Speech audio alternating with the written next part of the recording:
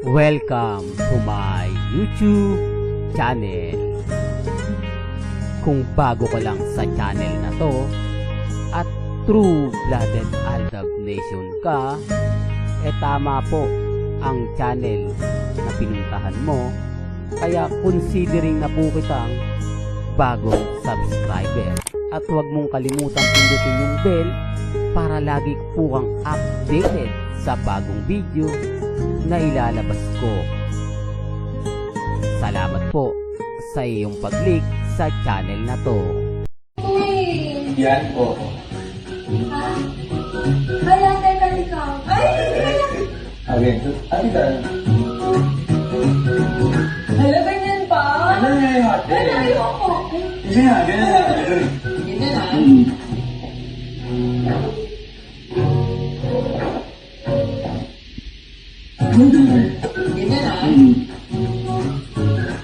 Huli. Yay! Wala nahuli tayo Welcome back mga kaaldab. Ito na naman po ang inyong lingkod, si Mr. Destiny. At magbibigay tayo ng pinakamagandang update po ngayon sa social media. Although week sari po natin ngayon, siyempre napakagandang video ang pinakita ko at pinanood sa inyo. Kaya lang siyempre marami na naman boom Peter ang magre-react at magko-komento po sa atin na move on ka na Mr. Destiny.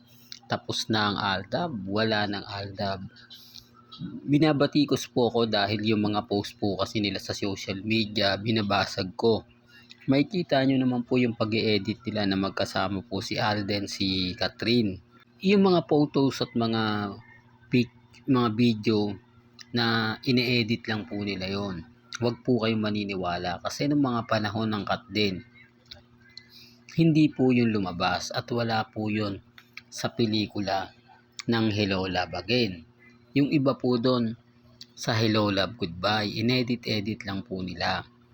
Di po ba? Kaya hindi nila pwedeng linlangin yung mga ilang netizen. Although nakukuha nila yan sa mga followers po nila na naniniwala po na hindi, kumbaga, totoo yung mga pinopost nila kasi hindi naman po talaga updated eh. Ulitin ko lang po ulit mga kaaldab ba, yung mga kumakalat po kasi napakadali na pong gawing magic, di po ba? Nakita nyo naman po kung paano hinalikan ni Digong si Laila de Lima, di po ba? Yung video na kumakalat na pinabura tapos literal na gumagawa ng mga fiction na yung isa magsasama, di po ba? Kaya wag po kayong padadala. Although yung mga video natin throwback lang, at least totoo. Di po ba? Hindi man lang po tayo nag-e-edit ng pumapabor talaga ng gusto para sa Aldab Nation. Kinukumbine ko lang po yung mga post ni Maine, yung post ni Alde na tumutugma naman po. Gaya po sa Bibo. Para po talaga nag-usap ang real life couple. Di po ba? Mapapansin nyo kung ano yung pinost ni Mengay, sinundan agad-agad ni Alden Richards. Doon pa lang may mali na eh. Anong mali doon, Mr. Destiny? Alam naman kasi ni Alden Richards na kinikilig ang Aldab Nation kapag gumaganti siya ng post kay Maine. Kinikilig po ang Aldab Nation kapag si Mengay naman po yung nagpo-post at nag-aabang sa post ni Alden Richards. Doon pa lang po simple lang galawan nila pero panalong panalo na po para sa atin.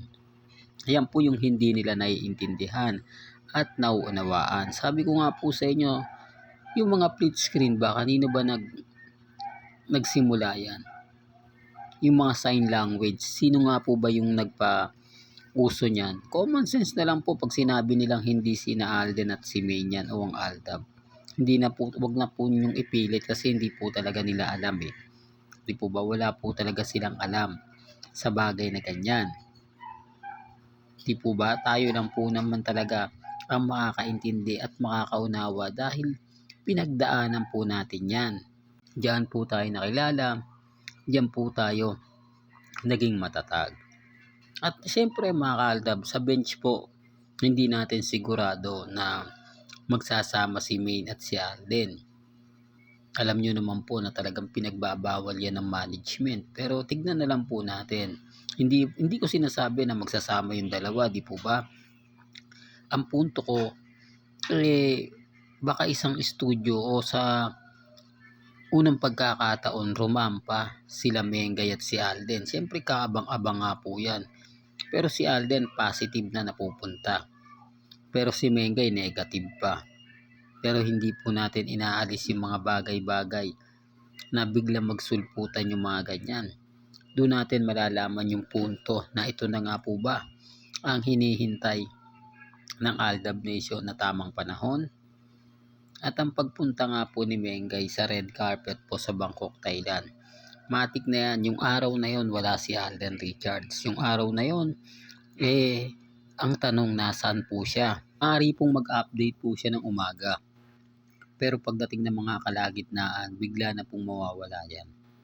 Kabisado ko na po yung galawan ni Alden Richards. Sabi ko nga po sa inyo, hindi ako pwedeng kumbaga sabihan na hindi updated po pagdating kay Alden Richards. Kahit po yung mga literal na diehard ni Alden since 2012, malaki pa rin po respeto sa atin. Malaki pa rin po ang kumbaga paggalang. Ibig kong sabihin mga kaaldab, inaayunan din po tayo. Although hindi po lahat ng Alden fanatics ganyan po yung pananaw kay Mr. Destiny. Ganun din naman po yung mga ilang main fanatics. O ba kasi yung galawan ni Mengay, kakaiba na po talaga yan. Aminado naman po sila. Hindi po katulad ng dati ng mga panahon ng Aldab Nation na kapag nagpo-post sila, di po ba, nila Alden, talagang masaya. Talagang kikiligin ka. Ngayon, wala anong mga post ni Mengay sa social media? Anong mga update ni Mengay? Yan po naman yung mga bagay-bagay na simple lang. Pagpo-promote, pagpapakita ng mga update na kumbaga hindi pa siya laos, di po ba? Kasi ang phenomenal box office queen, hindi basta-basta malalaos si Main. Yan yung isa sa sinasabi ko dun sa mga bitter. Kasi gusto po talaga nila makuha ang corona ni Mengay biglang phenomenal queen. Real talk yan mga kaaldab. Kaya nga po hindi pa po na kung sino-sino yung pangalat na inaangat Although sikat yung mga iba. Kung sabi ko nga po, sikat na raw si Epyang hindi na daw kailangan si Mengay. Bakit na ililink po yung pangalan ni Mengay? At yung kasikatan niya, ngayon lang yan Hindi naman yan naaabot ng taon. Pero pag sinabi mong Main Polkerson, makatatak na po yan. May history na po yan. Di po ba? Maaring makaya nila yung mga ilang fans na hindi po updated. Matatalo nila yung mga bagay-bagay na mga reaksyon at komento ng mga ilang fans. Pero pag nakatapat po nila yung mga taong maraming alam, sample lang po yung mga mamis, mga titas, mga senyor. Wala lang pong sabihan ng dilulo, kulto, yung masasakit. Mga tanong na hindi nila kayang sagutin. Mga tanong na pag binalik po sa kanila, talagang tatamemi po sila. Gaya ko po mga kaaldab, kapag ako naka-encounter, kaya kong sagutin lahat ng mga tanong nila. Pero ang masama nung kada tanong ko, umiiwas sila. Di po ba? Hindi naman pwedeng puro tanong lang po sila. Siyempre ako rin po magtatanong. At yung tanong ko, hindi nila kayang sagutin. Hindi nila kayang ipaliwanag ng maganda. Yung tipong yung sagot nila, simple lang. Hindi, mag-asawa na yung dalawa Hindi po ganoon, di po ba? Pero pag sila, kailangan kumpleto yung sagot mo sa tanong nila. Kung kinakailangan mas habaan mo para maintindihan nila, okay lang. Pero sila, iigsian lang nila. Kahit bigyan mo sila ng panahon para tapusin yung sinasabi nila, wala Di po ba? Yan ang sinasabi at pinapaliwanag ko. Lalo na po sa mga taong bumibisita po, dumadalaw sa channel ni Mr. Destiny. Di po ba? Real talk to mga kaaldab.